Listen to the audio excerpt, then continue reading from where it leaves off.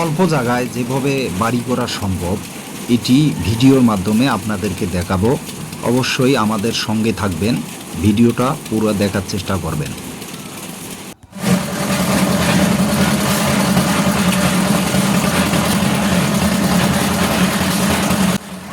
যে কোনো শহরে আপনি চাইলেই অল্প টাকায় আপনি বাড়ি নির্মাণ করতে পারেন, তার একটি উদাহরণ এই ভিডিওর মাধ্যমে।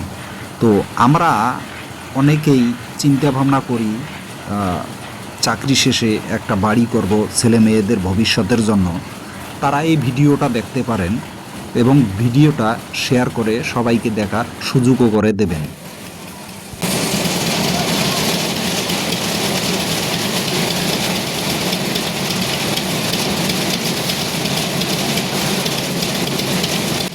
যদি শহরে আপনার 1 কাঠা বা 1.5 কাঠা বা 2 কাঠার মধ্যে আপনি যদি বাড়ি নির্মাণ করতে চান, সেই হিসাবে আপনি ব্যাংক লোন না নিয়েও আপনি কিন্তু বাড়ি করতে পারেন। আপনি এই বাড়িটা যেভাবে করবেন,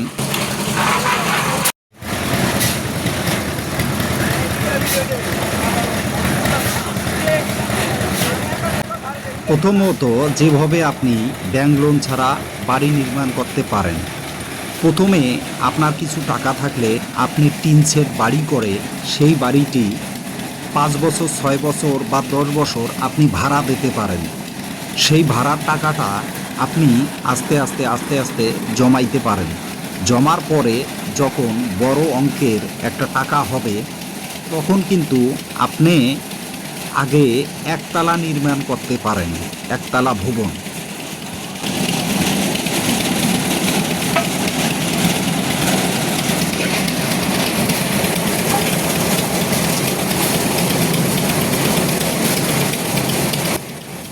নির্মাণ করার পরেই আপনি এই একতলা ভবনটি নিচে রুম করে ভাড়া দিতে পারেন। সেখান থেকে আবার আপনি 5 বছর বা 6 বছর বা 10 বছর এর ভেতরে আপনি আবার ভাড়া দেবেন। ভাড়া দেওয়ার পরে আপনি এখান থেকে যখন মোটামুটি ভালো একটা টাকা জমাবেন, সেই টাকা দিয়ে আবার আপনি দ্বিতীয় তলার কাজের আবার প্রস্তুতি নেবেন। তাহলে আপনার এই জিনিসটা ব্যাংক থেকে আর লোন নেওয়া লাগবে না।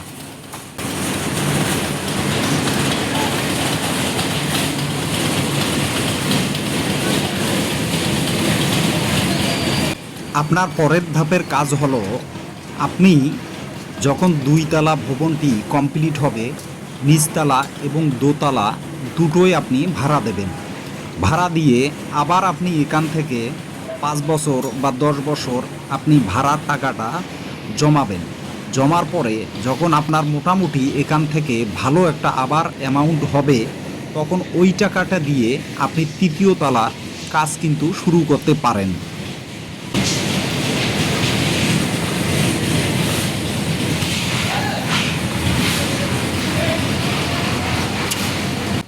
এভাবেই কিন্তু আপনি ব্যাংক লোন ছাড়া বাড়ি কমপ্লিট করতে পারেন। 5 তলা 6 তলা এবং হইল 7 তলা 8 তলা 10 তলা পর্যন্ত।